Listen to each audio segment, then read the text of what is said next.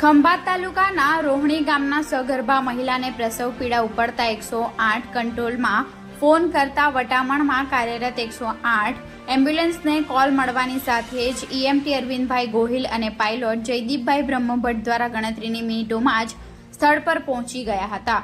સગર્ભા મહિલાને તપાસ કરતા માલુમ પડ્યું કે મહિલાને એમ્બ્યુલન્સમાં જ પ્રસૂતિ કરાવવાની ફરજ પડી હતી, જે દરમિયાન બાળકના ગોળ ફરતે ગર્ભનાળ વીંટળાઈ ગઈ હતી તેમજ પ્રસૂતા મહિલાને અસહ્ય દુખાવો હતો, જેથી 108 કંટ્રોલ ERCP ડોક્ટરની સલાહ મુજબ 108 એમ્બ્યુલન્સમાં સફળતાપૂર્વક ડિલિવરી કરાવી હતી।